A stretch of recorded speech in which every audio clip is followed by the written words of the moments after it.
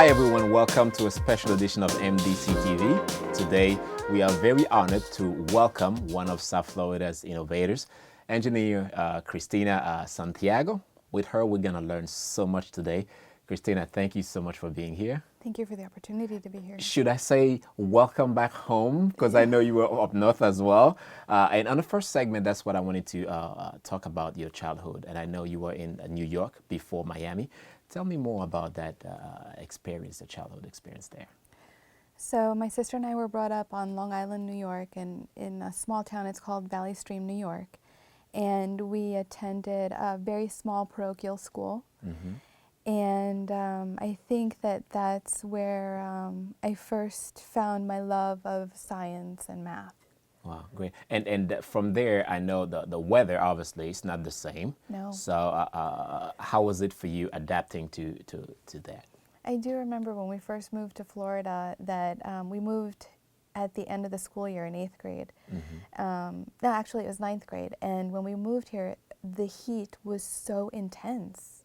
And it did things to your hair, and it was just sticking in it. Right? It was horrible. And then, but during the winter, we became a little bit more forgiving of the weather, because it was a big deal. When I had my first year of high school in New York, and I had to take a public bus, a big public bus, and we had to walk, and I had to wear a uniform, and it was. The nuns didn't allow you to wear certain things, so it was cold. Yeah, yeah. And if obviously here in Miami, when you moved in Miami, so you had from New York to Miami that support system, your parents, yes, motivating you to keep going in school, and also back here in Miami. Is that correct? That's absolutely true. They are what I always like to say. They're my little guardian angels here on earth, because if it weren't for them, especially both of them, but especially my mom. If she didn't like the way that things were going in school, she would be there the next morning making sure that we were receiving the kind of education that she thought we needed to get. Yeah. How you adapt from New York to Miami? Obviously, it's a culture, it's a shocking culture there. How you adapt? Because obviously when you moved to Miami, you left a couple friends in New York. How do you adapt to the new setup? It was hard. It was very hard because I also it was an all-girls school. So when I moved here, I went to Cooper City High School, and I couldn't believe in the hallways, there was mixed boys and girls, and so that was very difficult. And as I said, the education system in New York was also very different. I had taken Regents exams, and I was in advanced placement and honors in New York. So when I came here, it was almost, it was hard to be placed. That's why my mother kept going in and making sure. She said, no, she's already done this, or she's already done that. Put her in this one and put her. So it was very, very difficult. Oh, wow, wonderful. But you kept passions, even though it was difficult, you had passion for design and drawing. So what motivated you at that time to say, you know what, I want to draw. That's what I like to do. More than anything, it was taking things apart. I took everything apart, whether it was good or it was bad. There were things that my mom and my dad had to say, stop, because I can imagine. I can't afford. So I would say, but can I take, and then I would learn, and I would say, but can I take this apart? And I begged my dad to take apart the lawnmower. For whatever reason, I just was fascinated with that thing. Wow. Until the point where he said, okay, Christy, we'll take it apart. And what he did was, he laid it out for me in the driveway, the way that it was taken apart, so that I would know. This is before cameras or anything, so that I could know which order it would go back to make sure that it could put it back. Well, that's a great thing. So if they go, buy anything at the supermarket, so now they know that you'll be able to put that together without reading the manual or something like that. But how was it in school? Did you have any professor kind of like guiding you through that passion as well? When I went to Cooper City High School, I was always, that I can remember, the only girl in the class. And that was a challenge, because not only are you learning a new material, you're learning a new methodology, you're a teenager, I hadn't really, that was very difficult. So I think that there was a lot of struggles, and I didn't really understand the value of mentoring, asking for a mentor, until I got a little bit older. So I had a very important 8th grade teacher in New York that she was very important to my love of math and science. But then there was a couple of years where I had to find my way. I had it almost against everything else. So I had to find it. And honestly, if it hadn't been because my parents kept pushing and then... Wow, wow. It's interesting that you mentioned the difficulties that you had to go through, because I want our viewers to understand that even though you want to achieve your goal, you're going to have to face some, troubles, some difficulties, but you have to keep going. You were the first female in the class, but you kept going. I also know that Spanish is one of the languages that you speak. Was English and Spanish, was that also an issue for you at school? At that school, there weren't that many, at the time, there weren't that many Hispanic students in that area. Okay. So there were Hispanic students, and there were several in my class, but not a lot. When you would walk in the hallway, I had gotten used to it because it was the same thing in New York. But it's just something that what we would do is you start learning to observe, and then figuring out a way to adapt. Yes. Wow, wow. But the good thing is, even you adapting to the new culture, the new system, you keep your heritage. You keep your Hispanic at home, and I'm assuming the food at home is the same thing. Yes, you do. I mean, there were things that I until I was in high school, I didn't realize. Like, for example, Hispanics celebrate Noche Buena, which is the night before Christmas. But all of my friends celebrated Christmas Day. And I didn't even realize it's so different. And I didn't you don't really realize until you get a little bit older. And you said, it's different, but it's okay. Wow. That's it's great. Just different. That's wonderful. Cristina, stay with us. After high school, obviously you grow. You took more steps. I want to talk about that after the commercial break. Stay with us. You're watching a special edition with James Pierre on MDC-TV. We're going to take a quick break. When we come back, much more to know about engineer Cristina.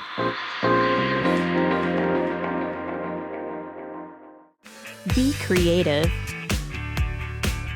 Be a hero. Be the solution.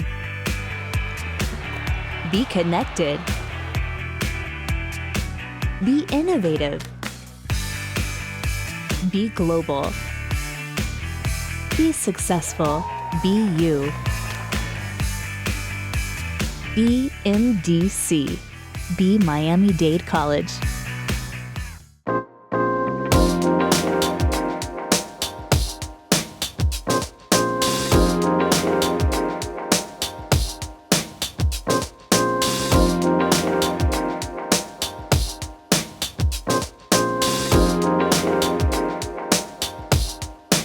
Welcome back. We're having a wonderful conversation with engineer Cristina Santiago.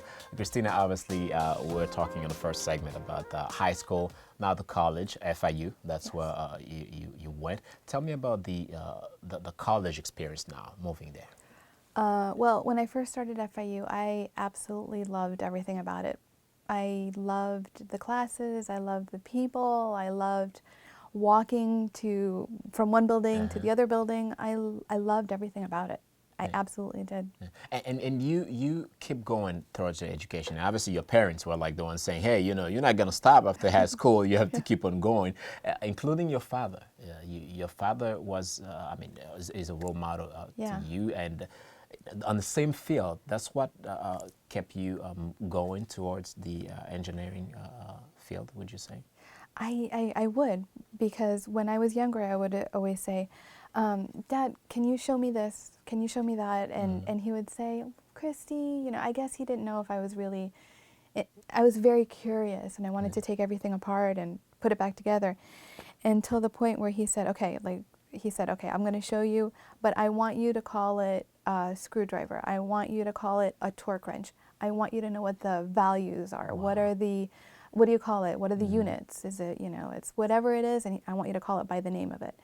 And he's a jet engine mechanic. And I had always been very interested in anything mechanical, and I don't think that he understood that when he was always taking everything apart and putting it back together, that I was watching and yearning to be able to do the same thing. Yeah. So when finally he would let me and you know, take something apart and put it back together, like I had a Volkswagen Jetta, and if something happened with whatever, one of the belts, you could hear it, one of the belts was loose or whatever, he would say, okay, Christy, you know, and he would show me, okay, this one is intertwined with this one, and it does all of it, and that's where I really was so happy. So would I say that would be like a free class for you? So you'll be advanced when you go to the university. You're like, okay, well, I know that already because my dad has done it several times. And I think people underestimate the value. I was talking to one of my friends, and this car that I had, it was old. It was like really old, and a lot of my friends also had really older cars, so that when I would hear a belt and I would say, oh God, that belt is loose. It's a serpentine belt, and I know that maybe it's skipping or whatever, and I could hear it. So that now, these the younger people, they have more modern cars, newer cars, and I wonder if that's going to be something the same thing. Yeah, right? because I can hear it, and I can hear it, and I said, oh, well, okay, it's going to be this, and because you know, my dad would show me, okay, do this, you know, whatever, and I wonder if that's going to be affecting people because they're lacking that part where you say, okay, I hear it, I see it. That fluid is not supposed to be like that. And then you smell it and you say, oh, that it's not right. You can tell. So you're using all of your senses and you're using everything to be able to achieve that. Yeah. Absolutely. I know that you know, you're not only a successful engineer, you're also a very successful person. And there's a saying, you have to keep your circle positive. You know, so not only the support system that you had from your parents, but also you chose to have a husband, you know, in the same field. Tell me about that is the inside information. So my husband is also a mechanical engineer, and we met in FIU. We had all of our engineering classes together, and I do think that because we have these shared experiences and we have so much in common, and we were talking about it this weekend, as a matter of fact, it's so much easier to relate. So you hear a lot of people say that opposites attract, but in this case, similars attract. Ah, okay. And we have so much in common, and I often tease him and I say, who else would be able to fix that? Is there competition at home? Like, oh, I'm going to fix that first and let me see who's fixing it first? It's almost like a friendly competition because we both have our strengths and we both know what our strengths are. So my strength is I'm because I've had so many years doing it, I can see it. And he had and we both work at the same company still, so he had an issue with an assembly, and I said, okay, well, what we can do is we can do this, and I drew it on the board, and he said, okay, but I have to see it. I said, okay, let's go outside. I showed it to him, and I said, okay, I get it. So I can visualize it, and then he can see it, and then he can perfect it. Wow, it's fascinating. So do you also have that conversation on the table while you guys eating, and how do your daughter react to that? Like, these are crazy people. Yeah, so I have a girl that's 12 and I have a son that's 9. And the things that they hear at the table, they're learning, and they're saying, and they ask questions now, and they say, okay, well, especially now my son, he's very into science fiction, and I am too. And we have these common conversations, and he'll ask, and he'll say, but what if, you know, this, and instead of saying, you know, like they had a project, and instead of saying, and he's 9, and so instead of saying, okay, we can use a seesaw, he says, but what if we put a fulcrum there? So because he has this little Lego set that it has a little fulcrum. So I think that the younger that you expose children to different things, whether they like it or not, you don't know. Yeah. So if you expose it to them, then it gives them the opportunity to see it, to live it, to touch it, Yeah. to wonder about it. Which lead to my next question, because here at Miami-Dade College we have the STEAMversation, which you are a keynote speaker today, and also at the Science Complex where we're offering several majors in engineering, mechanic and so forth. So you think that exposing children at a very young age to technology is a very great tool to be a successful person like you are? So there's two things. So if we, I firmly believe in the basics. So if we expose them to the basics, instead of saying, like the example with the seesaw. So instead of saying, oh yeah, look at this seesaw. What it is, it's a plank and a fulcrum, or it's a pulley, or start using the correct names and start exposing them to the different concepts, and then using technology as a tool, because the other concern that I have is when I first learned it, my first job, they said, okay, I need for you to do heat transfer analysis. I said, I have a great program for that. And they're like, no, by hand, and I want to see your calculations. So thankfully, I was able to do it by hand, and then I proved it with the program. But that's very important, because we can't forget about doing the basics. We have to be able to know how to prove everything that we have with the technology. So if we remember that it's a tool, then the better for them. So that's what I'm trying to do with my children. I'm trying to tell them, look, these are the basics, and you use the tools, but they're tools and they're not an end-all, solve-all. Yeah. Cristina, obviously you are a book to read. There are much more to learn about. Stay with us. We're going to take another break. After the commercial break, I wanted to learn more about the achievements of Cristina, and also she has a patent. We'll talk about that after the commercial break. Stay with us.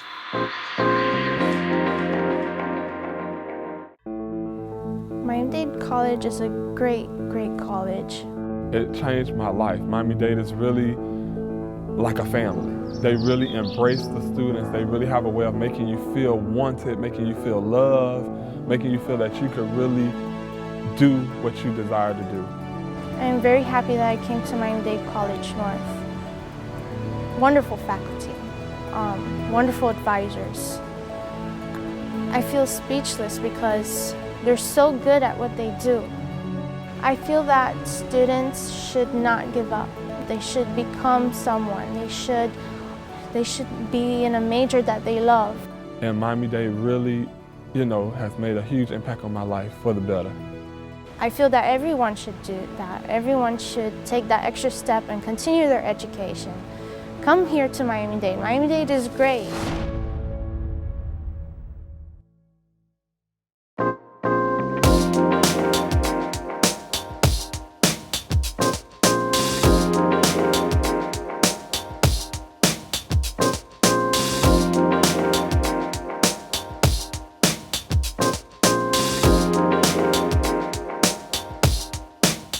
Welcome back to our last segment. My name is James Pierre. Wonderful conversation with engineer Cristina Santiago. Cristina, now I wanted to talk about your achievements, but first, my producer was mentioning that, and it's very important. As a first woman, you were mentioning in high school and also in college, now in the field.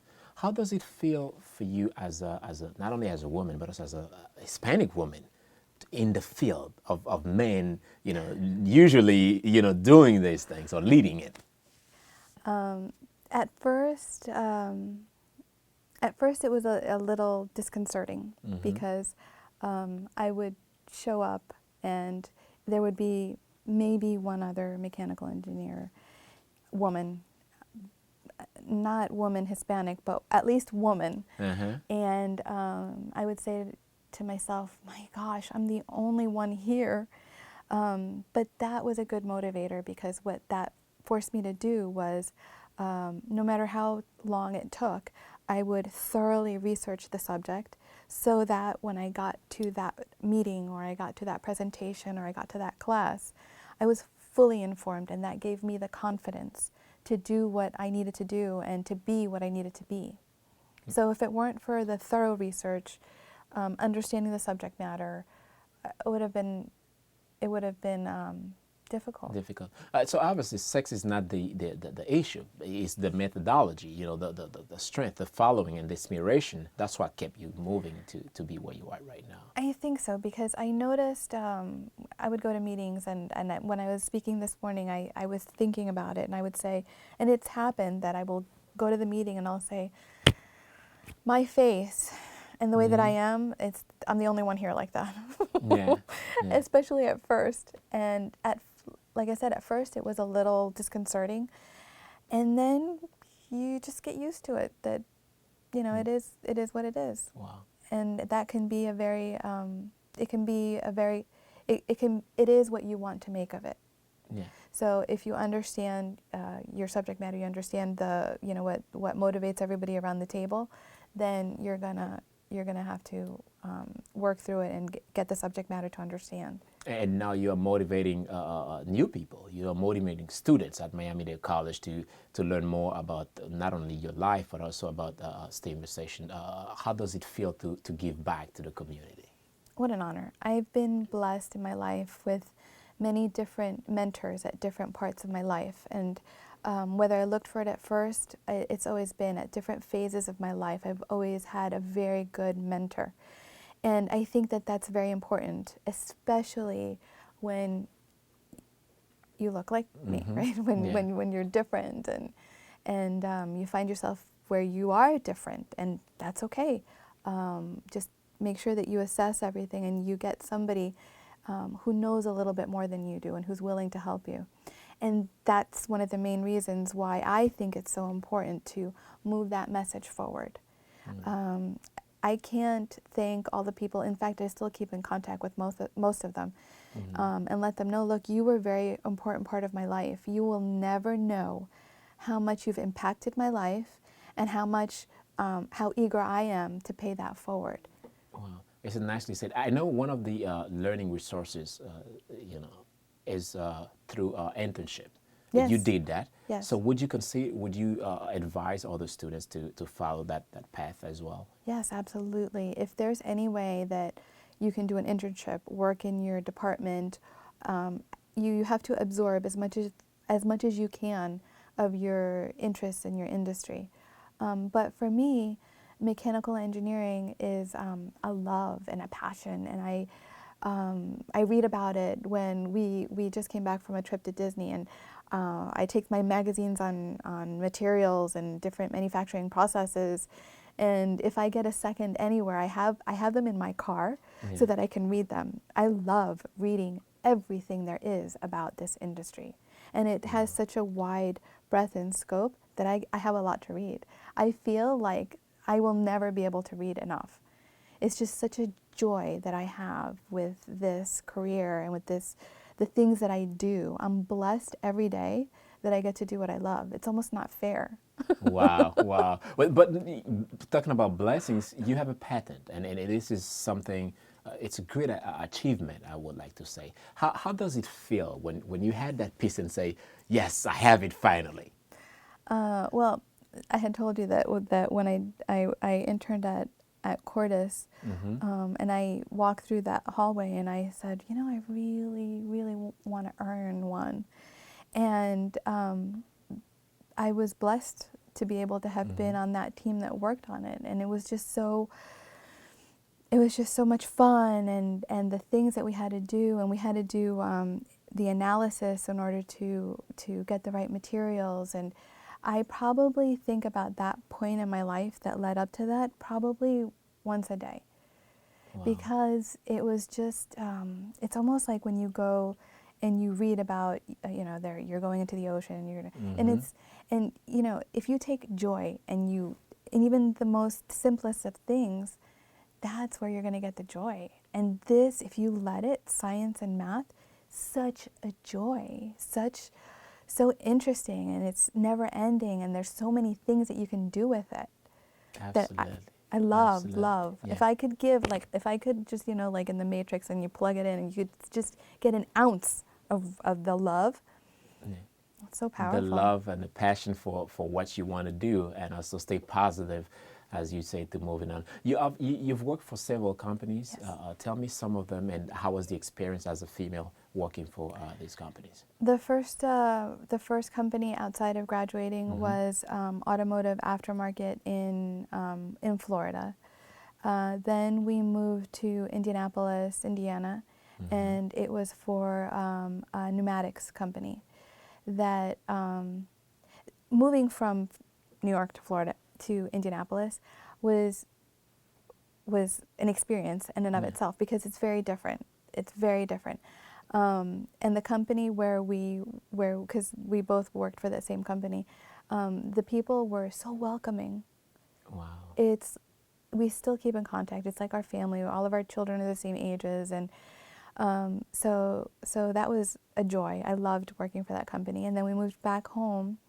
Our daughter was already born, and we wanted to come back home to Miami. We missed the language. We missed the music. Missed the heat. La colada and all the other things, right? Missed the food. We missed everything about it. And my husband's also Hispanic, so we missed everything about it. We were blessed to be able to come home. And then I work for the company where I work right now, which will be my 8th year working there. Wow. Wow. And I also love this company very much. Wow. Cristina, it's so an honor to talk to you here, but I cannot let you go before I ask you to share an advice with some students. What is it, a student has to do to be like you, to be successful, or to follow whatever the goal may be? And I think you say it there. I think the most important thing is to make sure that you have that goal. The most important thing is to have the goal. Do you want to be an electrical engineer? Do you want to be a mechanical engineer? Do you want to be a chemical engineer? Do you want to be a doctor? And to have that goal. That doesn't mean that you can't change your mind and you can't deviate a little bit from it, but you have to have a goal. There were many people that didn't have that goal, and they didn't really know what they wanted to do. So first of all, get the goal that you have, and then understand that it's not going to be perfect. You're not always going to get the class that you want. You're not always going to get the teacher that you want. Your calculator is going to break on the same day that your car breaks. That it's always going to be the same thing. That something is going to happen, and you just have to calm down and find a way to go around it to get that goal. That's why it's so important to have that goal, because you know that you're going to have to do whatever it takes in order to move forward. So that's the first thing. The second thing is to immerse yourself as much as you can in that love that you have. Wow. So whatever the part of that love. And then the other important concept is to always make sure that you have a mentor. And then when you get to that point in your career where you can return it back and be a mentor as well. Nice to say. Thank you so much, Cristina Santiago, for being here with us. Thank you. And thank you as well to you for watching MDC-TV. My name is James Pierre. We'll see you next time.